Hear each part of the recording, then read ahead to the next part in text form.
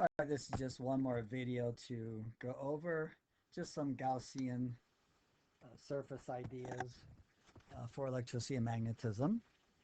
So let's go through our four systems that we've kind of looked at in class so far. So of course we have a line of charge, assuming this is a positive charge, then of course our electric field lines are all going perpendicular and away from our object like this. Okay, and of course we do have a lambda. Lambda is Q over L. And then when we draw our Gaussian surface, and of course we're going to draw a, let's see if we're interested at this point here. So we're going to draw a cylinder. And again, these won't be great drawings, but this is just a quick thing that we're going to do here real fast. And of course my cylinder has a length L to it. So of course I have the closed surface integral of E dot dA equals Q inside over epsilon naught. Our goal is just to get the Q inside in our shape's surface area, of course. Now Q inside this time is going to be Q, of course, is lambda L. So that's what I'll replace for Q inside. Then my area, of course, is the surface area of a cylinder. So then I've got E. I'm multiplying that by 2 pi. Okay, and I guess if we want to call this a distance R away, so 2 pi RL is equal to lambda L over epsilon naught. And of course our L's will cross off, and E is equal to lambda over 2 pi R epsilon naught. So that's how we handle the line of charge. Now of course if we have a plate, so we'll have an area, density, charge per area, which is sigma. Therefore Q inside is going to equal sigma times A. And again for this, and I'll try to draw something here, we're drawing a cylinder that goes like this. Okay, and of course it comes out the other side here. Again, not the greatest drawer here. But again, I've got electric field lines through this area, and of course electric field lines through this area here. Okay, so I actually have, again, the closed surface integral of E dot dA equals Q inside over epsilon naught. Of course, our charge enclosed in this is going to be the circle here. That's this is a thin plate, so that's our charge inside there is just equal to sigma times this cross-sectional area here for our very thin plate. But I've got two areas that are exposed, so then I've got E times 2A is equal to sigma A over epsilon naught. So the electric field on one plate, of course, is going to be sigma over 2 epsilon naught. And again, remember this little slice here is our charge enclosed because it's a very thin plate. Now, if our plate's not very thin, in this case here, we're still going to draw a cylinder. Now remember, we have to use a density, a rho. Rho is going to be equal to charge, okay, per unit volume. Now what I'm going to do here is I'll draw a cylinder here. Inside, here's my total cylinder. You can imagine you've got a line drawn in the middle of this, which is right in the middle then. So we have electric field lines going this way, and of course we also have going this way. But the total distance here would be h for our cylinder like this. Okay, so volume then is going to be equal to the area, the cross-sectional area here multiplied by h. Now again, the areas of the circle here. So the volume of a cylinder is pi r squared h. I'm just calling it area right now. Now once again, there are two areas that are being exposed here. Okay, so again, the closed surface integral of E dot dA does equal Q inside over epsilon naught. So what's Q inside then?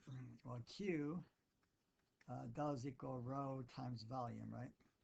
In this case, Q would equal rho times the area of our circle multiplied by the height of our cylinder. And of course, that would be equal to the thickness. We'll call this h, the thickness of our plate here. Now, of course, I don't have to go the whole distance. Remember, I can make my cylinder smaller. But anyways, I'll go E. Okay, I've got two areas exposed, so 2A. And Q inside then is going to be rho A times whatever height I choose. Remember, I could choose any height of my cylinder here if I want to have the electric field values inside. And of course, divided by epsilon naught. Okay, areas cross off again, so area, or E, is going to equal rho times H over 2 epsilon naught. Again, H is going to be our total height. Now we had a question for review where we had Z here, and then we had a Z going this way. So height was equal to 2 times Z. Now if I place that in here, then E would equal rho times 2Z all over 2 epsilon naught. And of course, as the 2's cross off, then our final result would be, I'll write it down here, electric field would then equal rho, okay, Z over epsilon naught. Okay. Now please remember, if I want electric field inside here and I don't want to go the total distance Z, then I can put any value in for Z that I want to place in here. It really doesn't matter. Okay, and our one last would be for volume. Now remember, we still use a rho for this. Rho does equal Q over volume. Therefore, Q, okay, inside is then going to equal rho times V. So let's just say I want to find the electric field inside at a distance R here. Okay, well then my Q inside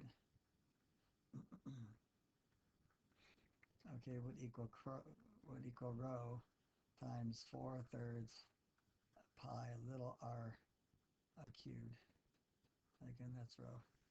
Okay, so then when I do the closed surface integral of E dot dA equaling Q inside over epsilon naught, I've got E, my area of my closed surface is the area of a sphere, so that'd be 4 pi little r squared equals Q inside, which is rho times 4/3 pi r cubed over epsilon naught. And we have some things that cross off here. So my pi's will cross off, of course, and then I'm left with 1r. So then E looks to me, I believe another 4 would cross off here, right? Okay, so E then would be, it looks to me like rho r divided by 3 epsilon naught. Let's make sure I did this correctly. So my 4 is my pi. Yeah, that looks like it would be correct. Now again, I can plug in any r value all the way up to, okay, my capital R.